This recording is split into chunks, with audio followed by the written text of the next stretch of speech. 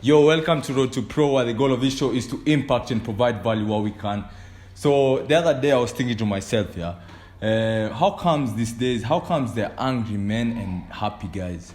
I was having a discussion the other time with my friend, and then my friend was telling me that how her father, how harsh her dad was. I've had so many friends and also for me, many people who are actually sharing those stories with me. Like we're discussing about how their fathers were, how they are angry guys.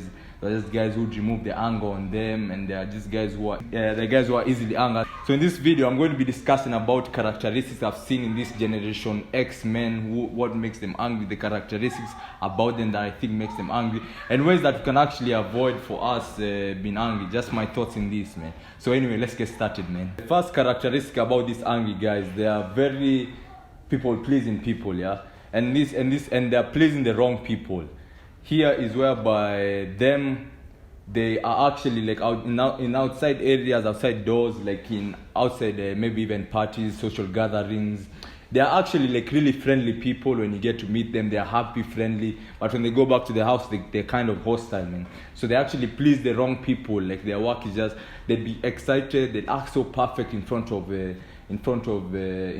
other people, but with the people who actually they are with them like most of the time or whatever, they're actually not good people to be around with. So that's the first characteristic. So one thing we can actually try doing is like this is one thing that I got to at least these days learn, just integrity, whereby you're the same person with this person, just be the same person with most people. That's one thing. The second thing about them is these guys don't have guys to talk to about their issues. Mostly when they're talking about their issues, they talk about when they're drunk or something, Because here's the thing, Like also me, I've been raised up with a dad whereby I've never had him being vulnerable to us, not sharing with us anything. So I think this is something that most of us, I know many of you guys can really connect with me when saying this.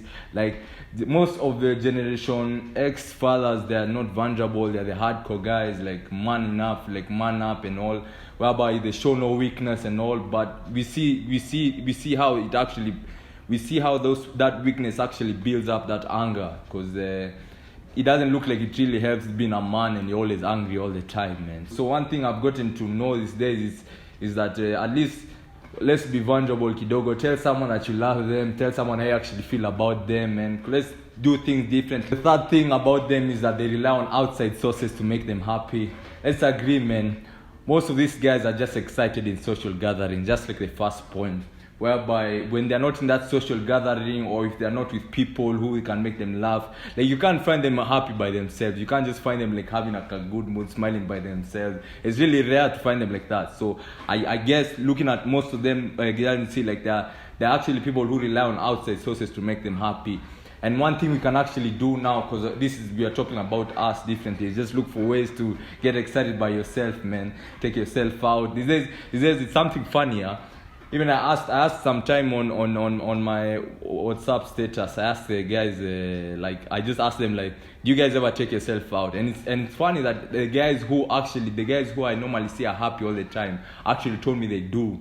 So I was like, is that a characteristic also? So that's something you can actually put in, man. Take yourself out. You guys have the thing for self-love, and get excited by yourself. So I think that's one thing that you can actually do.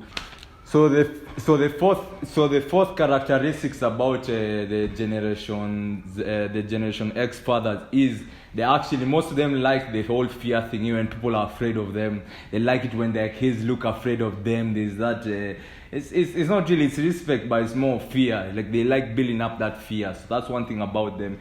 They always feel when I was a kid, let me just say, a kid, I was always built to have fear, like towards my dad or towards just there's some people who used to like it when I'm fearful. I used to be a feared guy, but they forget that there are times you grow old. Like me, I grow old, and then there's a time I told myself, you know what, you guys, I won't be scared about anything. I won't have any kind of fear towards this or that, So that's one thing that get to it. And you guys know that when you're trying to build relationships these days, like building out of fear I don't think it's a relationship you can build out of fear.